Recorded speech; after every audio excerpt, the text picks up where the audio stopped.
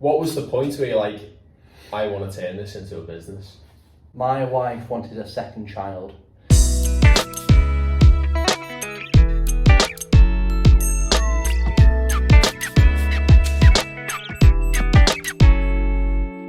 Hello again guys, and welcome back to the channel. So today we are doing a collaboration with Tay Brew Co, which is a brewery based in Middlewich, and we're going to be making a Munich Helles. Follow along to see how we get on. Do you want to do the honours?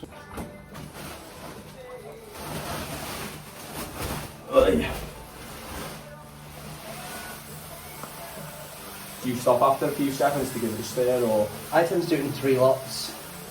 I don't know if there's a perfect science to it, but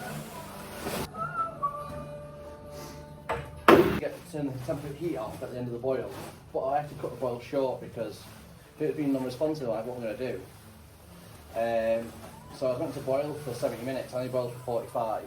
But there's no water at temperature, then I always forget after the brew day, is you've got all this excess water outside it. Because even if you resurface, it's definitely thicker. Yeah.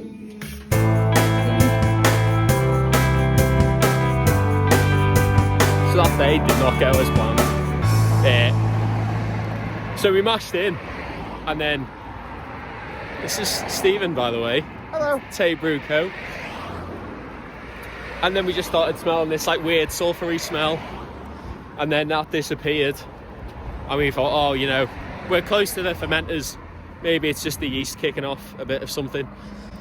And then, yeah, all of a sudden, smoke started coming up from the grist, didn't it? And we were like, what the hell's going on here? So we turned it off, emptied it out. It was a big palaver, emptying everything. And it turned out the elements were all scorched. We basically found that it was just super thick sludge.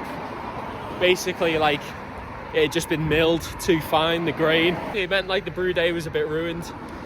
The beer had like a smoky, charcoaly taste. So we decided to just strip the brewery, empty everything, give everything a good clean. So the brewery's looking spotless. So Steve's had a spare pair of hands to get everything nice and clean today. And then we've just went to the King's Lock in Middlewich for a pint.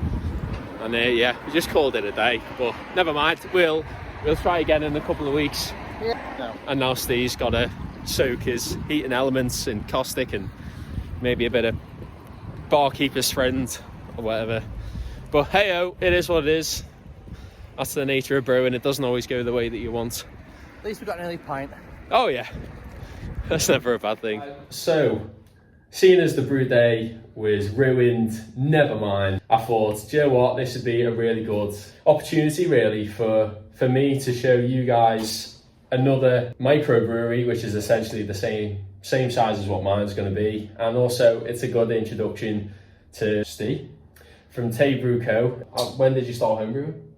I started homebrewing during the first lockdown of COVID. Grandad gave me a load of wine brewing equipment, and I was put on furlough during lockdown, and I thought this is probably the ample time to actually learn how to brew wine.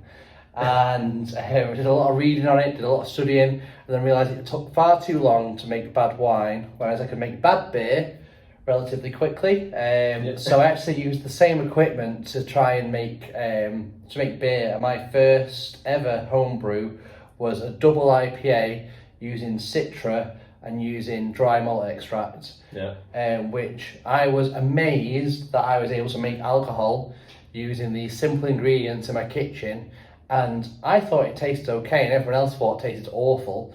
And I now know it tasted awful, but I realised that from this simple process, you were able to sort of open up so many opportunities to make different flavours. And then from there I was hooked, because although I like using, doing hands-on things, there was also a really geeky side to it that you could really delve into. Yeah. And that's what I liked about beer, and you could turn it around in a few weeks rather than several months when it came to wine. Yeah. Oh, okay, awesome. So you started off on like the very basic kits, and then how long was it before you kind of upgraded? So I was originally using the 5 litre glass demijohns, and then I convinced my wife that it's a lot cheaper. It's a lot cheaper to buy an all-in-one system, which costs hundreds of pounds, but I can make pints for pence. So that's a lie I told her and myself. So the tale as old as time. So then I moved on to the Brewzilla. I got myself some Kegland fermenters that I could actually pressure ferment as well. So I learned that side of things. And then I was actually able to start learning more about water science and water chemistry. And then it kind of grew from there to the point where I thought I just want to do something where I can get the brewery to pay for itself, because when you're home brewing, it's an expensive hobby to have if you're wanting to make them as hoppy as I did at the time. What was the point where you're like, I want to turn this into a business? My wife wanted a second child. The weirdest start to that question I've ever heard. Yeah, go on. Yeah, so it was a case of, because my wife's Emma, she won't be watching this, but hello. Because she was talking about wanting a second kid, I was like, well, we're already skint, and if we have another kid, we'll be even more skint. So I either use some money to get some brewing equipment now, before the second kid gets here, or it'll probably not happen ever, if not for many years, because it'll be very selfish to spend that money on me rather than them. So it's a bit of a now or never moment. Yeah. Oh, fair enough. How long ago was that decision? Start this year? Yeah, start this year. Start of 2023? Yeah. Well, let's see, give us a little tour of his brewery now. And lots of stainless steel, which always makes me happy. But let's get started. So what was the first piece of equipment that you bought? So I was looking for the kettle and a unitank at the same time. I'd always been obsessed with Brutals, so I can't remember which one of these I bought first. Both of them are second hand. So I managed to buy this from eBay from a brewery that was shutting down in London. And I bought this from a gentleman that was planning to start a brewery and ended up not having the time, not having the energy, whatever it was. But between these two, this was how I planned to be for ages, just to be able to sort of brew beer, ferment beer, carbonate beer, sell beer. Once or twice a month, pay for the beer that I drink, using these two, that would be fine. But like anything with home brewing, it kind of grows from there. And I had the opportunity to then buy these two fermenters. So I now know that these were part of Verdant's original pilot kit. So when they were set up in their container, these are two of the, I think they had 3 or 4, but this is 2 of the fermenters that they used. So I kind of thought, well, if it's good enough for Verdant, it's good enough for me.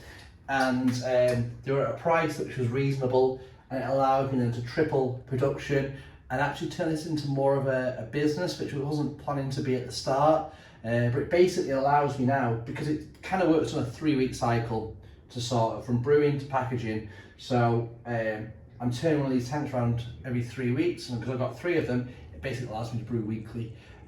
Awesome.